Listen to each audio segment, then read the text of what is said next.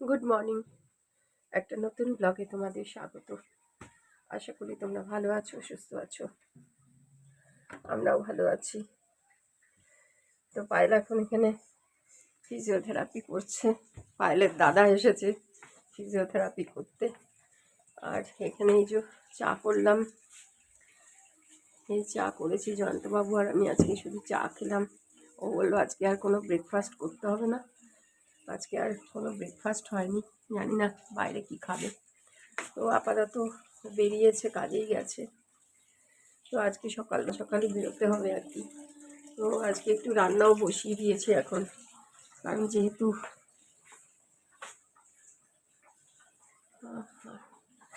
তো যেহেতু তাড়াতাড়ি যেতে হবে আজকে, তার মধ্যে আবার পুজো টুজোও আছে, সবই আছে। তো এখানে ভাত বসিয়েছি, এখানেই এখন ভাতটা নামাবো, প্রায় হয়ে গেছে বোধ হয়।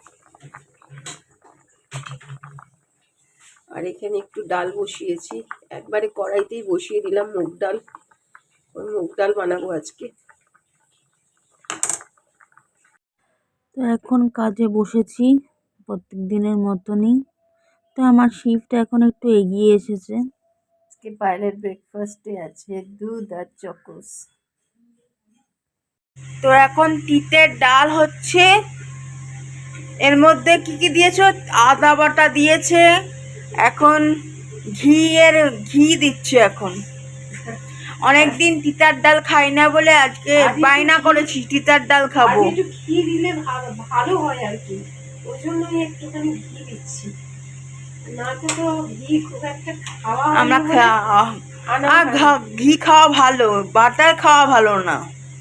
তা অবশ্য জানি না, অবশ্য ওকে কিছু বলেনি ঘি বাটারের। এই দেখো না, নেই কৌটোয়, কি অবস্থা।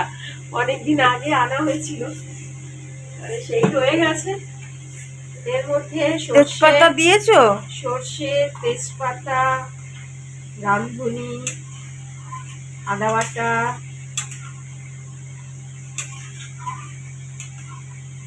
আর আমার মা এখন গুড গার্ল, সোয়েটার পরে থাকে। কিছু করার নেই, সোয়েটার তো পরতেই হবে, ইচ্ছা না থাকলেও পরতে হবে। আবার আজকে একটু তাড়াতাড়ি রান্না করছি কেন, এখন রান্না করেই দৌড়বো। এখন আমি শুধু দৌড়ের মধ্যে আছি, দৌড়। হ্যাঁ, তো আজকে রান্না করলাম, এখানে ভাত রেখেছি আর একটু বেগুন ভাজলাম, এখানে ডাল উচ্ছে দিয়ে মুগ ডাল, আর এখানে ফুলকপি আলু দিয়ে, আর অল্প পনির এনেছিল। তো পনিরটা না ডিপ ফ্রিজে রাখাতে দেখো পনিরটা কি হয়ে গেছে, তো সেই জন্য পুরো গলে গেছে, খারাপ হয়ে যাচ্ছে বলে দিয়ে দিলাম। মা এখন স্নান টান করে এখন মঙ্গলবারের পুজো দিতে এসছে, বজরং বলির পুজো। এরপরে আবার হসপিটালে যাবে। তো সব আজকে একটু চাপ পড়ে গেছে, সব কাজই মাকে করতে হয়েছে। তো এখানে ঠাকুরকে সুন্দর করে ফুল দিয়ে সাজিয়ে ভোগ নিবেদন করে দিয়েছে। তো আজকে ফল দিয়ে এবং মিষ্টি দিয়ে দুটো দিয়েই পুজো দিয়েছে। তো আমাদের ঠাকুরকে সুন্দর লাগে। জয় হনুমান জ্ঞান গুণ সাগর, জয় কপিশ্বর তিহুল কৌচাকর। আমরা ভেবেছিলাম যে মামাকে আজকে হসপিটাল থেকে ছাড়িয়ে নিয়ে আসবো, কারণ মার খুব প্রবলেম হচ্ছে প্রত্যেকদিন যাতায়াত করা, মাও অসুস্থ হয়ে পড়ছে।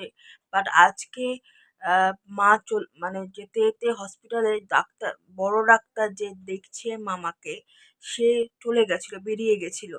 তো জুনিয়র ডাক্তার যিনি ছিলেন আর কি, সে বলল যে মামার একটা টেস্ট বিশেষ ভালো আসেনি রিপোর্ট।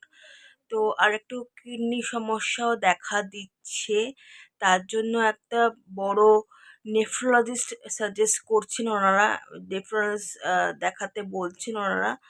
তো সে কারণে মা এই কথাটা শুনে খুব ভয় পেয়ে গেছে। আমরা সবাই ভয় পেয়ে গেছি, কিডনি সমস্যা মানে আমরা আরও টেস্ট করাতে বলেছে, যেহেতু কিডনির একটা টেস্ট ভালো আসেনি, সে কারণে আরও কিছু টেস্ট করাতে হবে। তো সেই কারণে এখন মা এসে গেছে হসপিটাল থেকে, মার গলা হয়তো তোমরা শুনতে পাচ্ছ, ফোনে কথা বলছে সব লোকেদের সাথে আর কি, আত্মীয় স্বজনের সাথে আর কি। কারণ এইটা তো আত্মীয় স্বজনের সাথে তো একটু ডিসকাস করতেই হবে না ব্যাপারটা।